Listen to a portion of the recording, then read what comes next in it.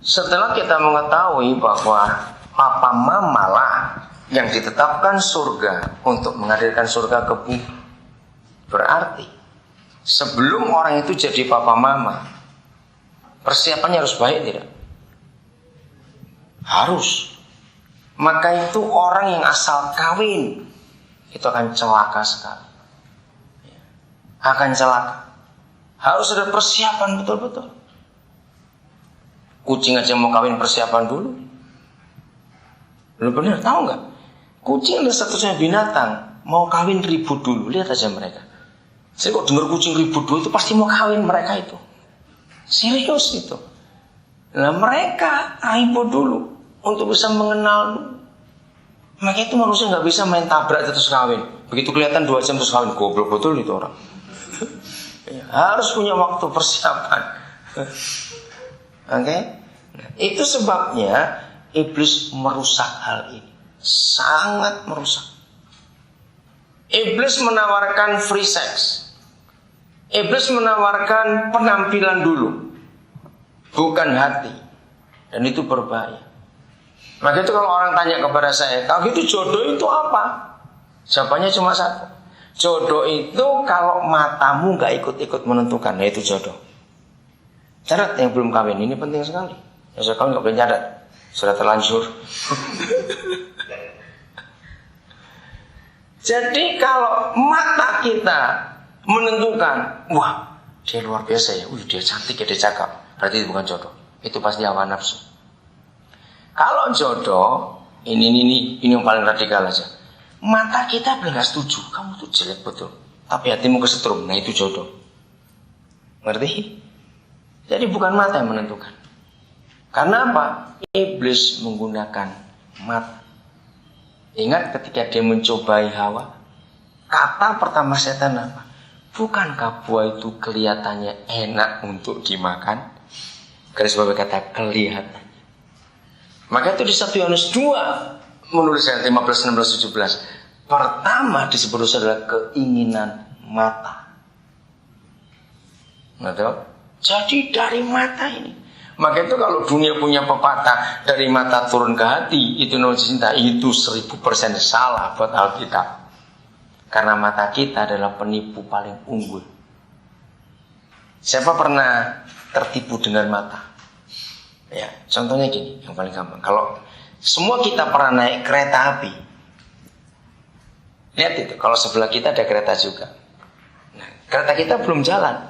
Cuma mata kita lihat ke sebelah kereta jalan, yang rasa jalan kereta yang mana? Yang pernah naik kereta api itu, betul nggak? Kereta kita yang rasa jalan, padahal kita enggak. Siapa pernah naik mobil? Di depan, duduk depan, hujan deras baru berhenti, genangan air cukup banyak. Dan begitu ada mobil yang melewati kita, airnya muncrat betul, kena ke kaca depan mobil kita. Apa reaksi kita? Cepat, reaksinya apa yang duduk di depan itu? Bukan marah, bukan itu reaksi itu. Langsung nunduk. Padahal ada kacanya, ngapain nunduk? Betul? Jadi mata itu menipu. Pernah juga lihat tuh, naik mobil, kita lewat daerah perumahan yang pakai portal itu. Lo ngapain begitu mobil lewat terus kita ikut juga gitu? Padahal nggak tahu kena ya, mobil dulu bukan kepala kita toh. Nah itu menunjukkan bahwa mata itu menipu. Maka itu dalam bicara membentuk rumah tangga suami istri, jangan pakai mata kita, itu bahaya. Kalau saya punya istilah dalam hidup anak muda, toh kamu nggak kawin dengan mukanya orang itu. Kok nggak ada yang ngamen? Loh, kita kawin dengan mukanya toh atau tidak? Jawab cepat. Ya enggak toh. Ya sudah. Jadi bukan karena penampilan. Kalau jodoh, 2 orang itu pasti diberi tanda yang sama oleh Tuhan. Jadi artinya nggak mungkin bertepuk sebelah tangan, nggak mungkin. Capek bertepuk sebelah tangan nggak ada pasangannya. Jadi nggak bisa memaksa orang, nggak bisa. Kalau toh dua-dua sudah masa tergerak, itu pun belum tentu jodoh. Waktu nanti akan menentukan. Nah, mengapa Alkitab begitu teliti dalam membahas masalah ini? Karena alasannya kita sudah dengar bahwa yang bisa menghadirkan surga itu cuma 2 orang, papa, mama. Dan kalau 2 orang itu gagal menghadirkan surga, pasti neraka yang datang ke bumi. Dan itu yang banyak terjadi sekarang. Maka itu harus hati-hati.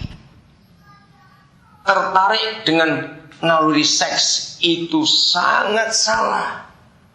Kenapa salah? Sebab suatu saat nanti kalau 2 orang itu sudah tua, seks akan berhenti. Jadi seks itu bukan hal yang utama untuk menentukan siapa, alasan apa kita menikah, bukan seks. Tapi sungguh-sungguh karena Roh Kudus yang menuntut. Kita lihat Kejadian 24. Inilah satu-satunya pasal dalam Alkitab yang memberitahukan kepada kita bagaimana kita tahu jodoh kita dan bagaimana kita menentukannya. Oh, ini kisah yang luar biasa. Mulai ayat yang pertama. Dan jadikan ini pegangan dalam kita semua menjalin hubungan. Judulnya apa? Ribka dipinang bagi Ishak. Ingat, Ishak ini anak yang dijanjikan Tuhan. Nah, kalau sampai Ishak salah kawin, rusak nggak rencana Tuhan itu? Rusak. Maka itu kisah ini menjadi pelajaran buat kita dan sampaikan kepada semua orang yang akan saudara temui nanti dalam hidup dan pelayanan. Adapun Abraham telah tua dan lanjut umurnya, serta diberkati Yahweh dalam segala hal. Sudah tua dia, tapi Ishak belum dapat jodoh. Berkatalah Abraham kepada hambanya yang bagaimana? Ayo, yang bagaimana? Yang paling tua dalam rumahnya, yang menjadi kuasa atas segala kepunyaannya. Nah, inilah langkah pertama menentukan siapa jodoh. Orang yang paling tua dalam keluarga kita, itulah orang tua kita. Harus diberitahu langsung. Orang tua bisa gembala kita, bisa mentor kita. Jadi begitu kita mulai tertarik pada seseorang, laporkan pada orang yang paling tua dalam hidup kita. Orang ini namanya Eliezer. L-nya itu Elohim, Ezer itu Ebenezer, penolong. Nama hamba yang paling tua namanya Eliezer. Nanti sudah baca di pasal ini. Nah, kalau Elohim itu penolong, berarti dia itu Roh Kudus. Ayatnya di mana kita tahu Roh Kudus penolong? Yohanes 14 ayat 26. Penolong. Ya, dia itu penolong, dia itu penghibur. Yohanes 14:26, Yohanes pasal 16 ayat 13. Itu Roh Kudus. Dia penolong kita. Dia akan mengirimkan penolong buat kamu. Oke, enggak usah dibaca, enggak apa-apa itu Yohanes. Kita tetap pada kitab Kejadian. Oke, saya lanjutkan. Jadi Eliezer itu hamba yang paling tua. Ya, dalam hukum rohani dialah orang tua kita. Beritahukan pada orang tua kita, mama, papa, saya tertarik pada orang itu, biar didoakan. Gembala, kalau sudah ada orang tua, gembala saudara, beritahukan. Ini penting, mentor, pembimbing rohani harus. Oke? Ayat berikut, masih ayat 2. Katanya, baiklah letakkan tanganmu di bawah pangkal pahaku. Itulah cara orang Yahudi dulu bersumpah. Ya, kalau kita jabatan tangan, tapi dulu pegang pangkal paha. Untuk apa Eliezer disumpah?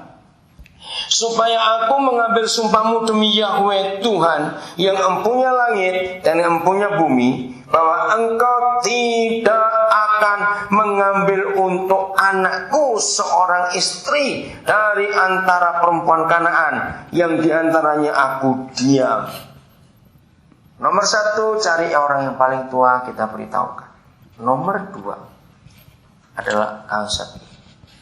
Walaupun Abraham berasal dari Kanaan, maaf, dia tinggal di Kanaan, orang-orang penyembah berhala. Kanaan itu melambangkan dunia. Ini langkah pertama, tidak boleh dengan yang tidak seiman. Tidak boleh yang berasal dari dunia ini. Mengapa Tuhan melarang kita? Coba seorang baca Keluaran 2 ayat 1. Kata itu bagus banget. Keluaran 2. Ayat 1. Salah seorang